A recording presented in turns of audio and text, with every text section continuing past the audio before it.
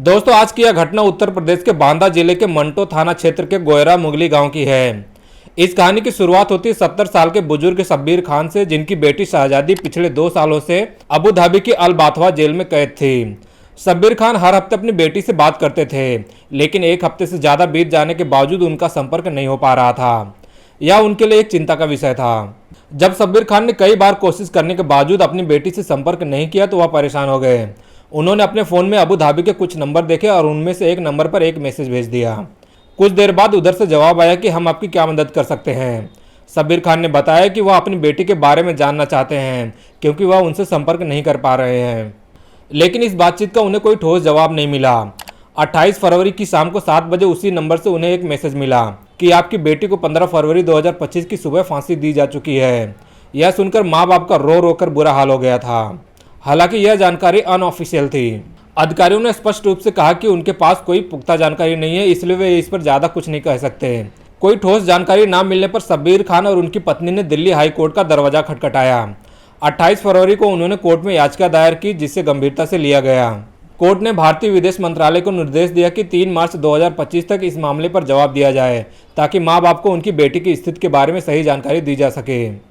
इस मामले की गहराई में जाने पर पता चला कि शहजादी का जीवन बचपन से ही संघर्षपूर्ण रहा था। जब वह 8 साल की थी तब एक हादसे में उसका चेहरा जल गया था। इस वजह से उसकी शादी में दिक्कतें आ रही थी। फरवरी 2023 में शहजादी अबू धाबी में फैज नामक व्यक्ति के घर एक घरेलू सहायक के रूप में काम करने लगी थी। फैज की पत्नी नाजिया एक प्री कॉलेज में प्रोफेसर थी। इसी दौरान उनके छोटे बच्चे की अचानक मौत हो जाती है। शहजादी का कहना था कि बच्चों को गलती से गलत दवा दे दी गई थी, जिससे उसकी तबीयत खराब हो गई और वह मर गया था। लेकिन बच्चे के माता पिता फैज और नाजिया ने पुलिस को सूचना दी और 10 फरवरी 2023 को शहजादी को गिरफ्तार कर लिया गया। शहजादी का दावा था कि उसे झूठा फंसाया गया है। 27 दिन के बाद एफआईआर दर्ज की गई, लेकिन ना कोई पोस्टमार्टम रिपोर्ट आई, ना ही कोई पुख्ता सबूत मिले। अबू धाबी की अल बाथवा जेल में उसे कैद कर दिया गया। निचली अदालत ने 31 मार्च 2023 को उसे फांसी की सजा सुनाई।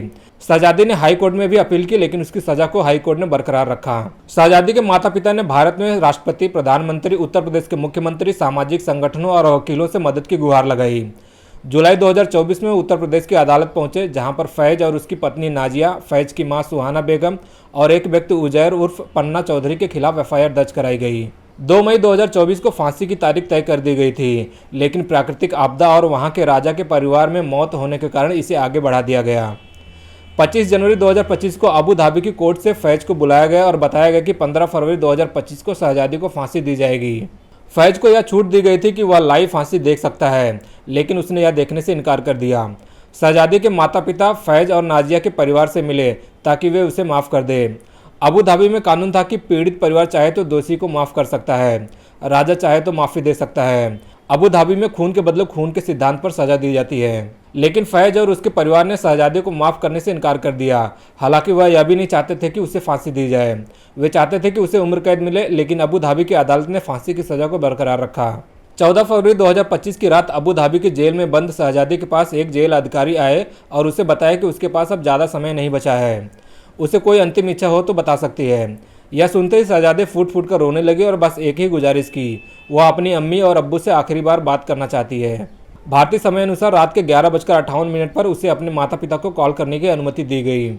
यह बातचीत लगभग 10 मिनट तक चली।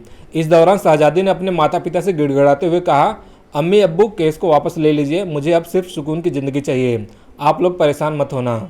उसके माता पिता अपनी बेटी को इस हालत में देखकर बिलखने लगे। वे कुछ कर पाने की स्थिति में नहीं थे, क्योंकि उन्होंने उसे बचाने के लिए हर संभव प्रयास किया था।